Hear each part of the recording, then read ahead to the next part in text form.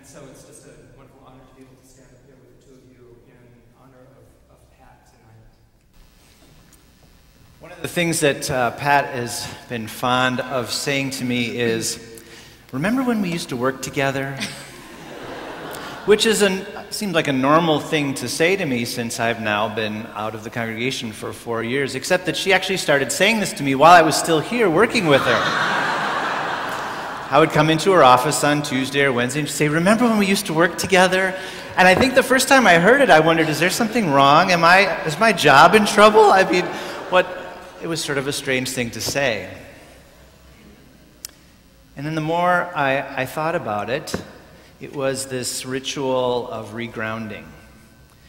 You know, we would work so intensely and collaborate so deeply through staff meeting and worship planning, and then we would launch off into our circles within the church and programs and ministries and relationships throughout those next few days, and there was this longing to reconnect, to reground each week, and it was this rhythm, moving in, coming back, sending, grounding. What a gift that pastoral relationship was. And what I also realized is that working for Pat means that you have freedom. It is not, you never are micromanaged. Pat believes in sending leaders. One of the things you taught me always was let leaders lead. And that's what you did with me.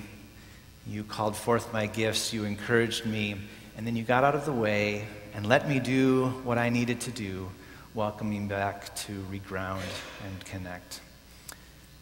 You say, remember when we used to work together? I will never forget working with you and carry with me that deep place of shared ministry that we knew, we nurtured, and that now I carry on in my ministry now. So thank you so much for that love, that permission, the freedom, and that grounding. I love you.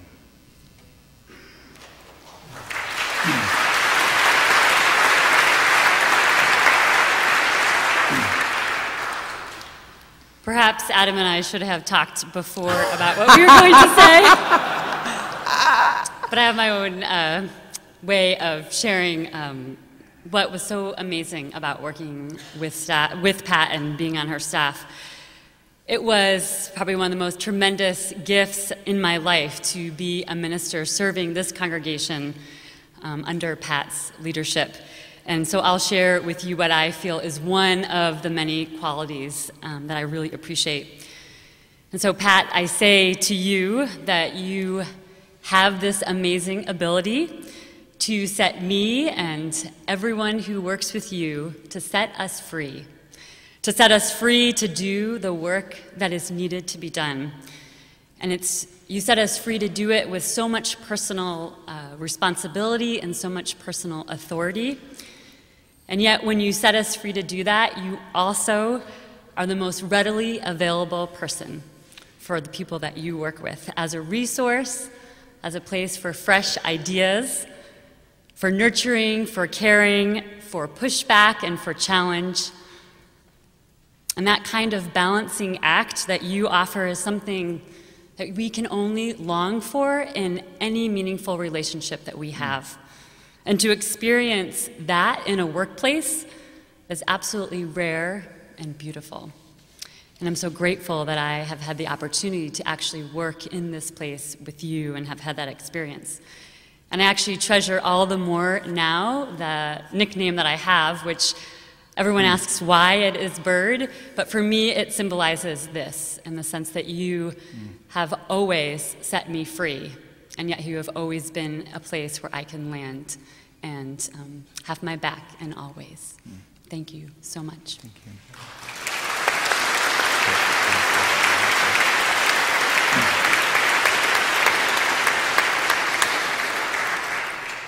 One of the early times that I met Pat was probably in the late 70s or early 80s, and we were at a conference on theology and the arts at San Francisco Theological Seminary, and several of us had been asked to do a little bit of presentation about who we were, what we did, and do a little demonstration of our own artwork. And I did one of those, a couple of other people did it. Pat did one, where she talked about her clowning and her street theater work and a bunch of stuff. And at lunch afterwards, I just went up to her to say, we were standing by the lunch table, and I went up to say I was just really impressed and moved by what you talked about, both the art part and the personal part.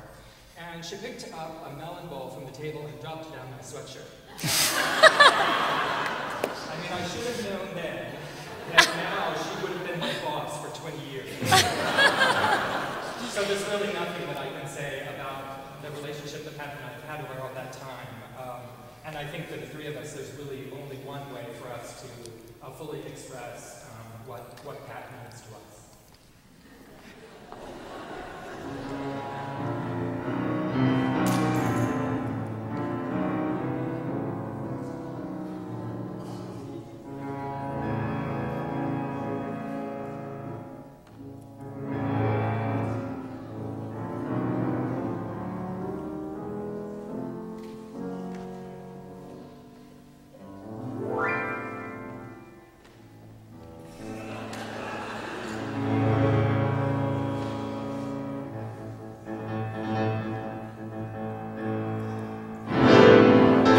Stop in the name of love before you break my heart.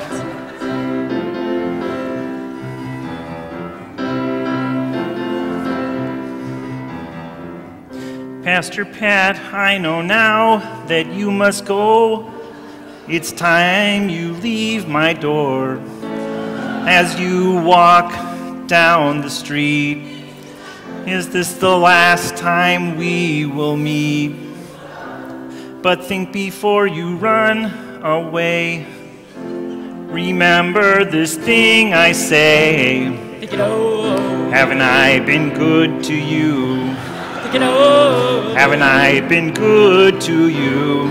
So stop in the name of love before you break my heart. Stop in the name of love before you break my heart. Think it over. Think it over. Pastor Pat, I know that it is right for you to follow that other light. We've parted at times before. I guess I can take it one time more. No matter how far you go, you'll be in my heart, you know. You sure were good to me. You sure were good to me. Stop in the name of love before you break my heart. Stop in the name of love before you break my heart. Remember the good times. Remember all these people and the puppets.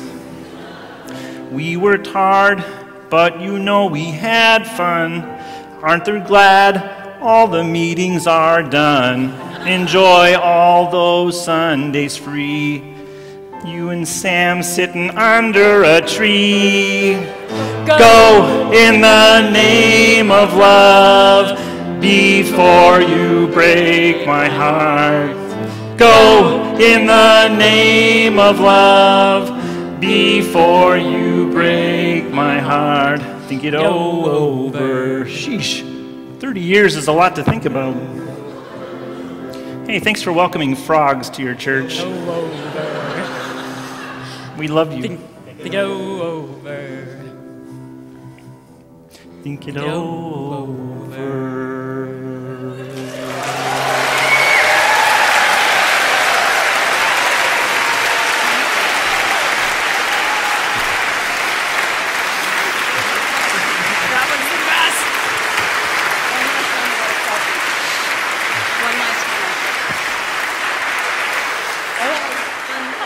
On Shelly's last Sunday, we took a selfie.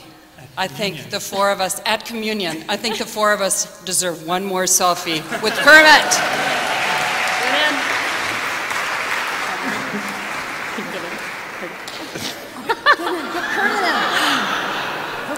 Okay, Phil. Okay, we got it. I look really old. Smile. Woo! Thanks, guys.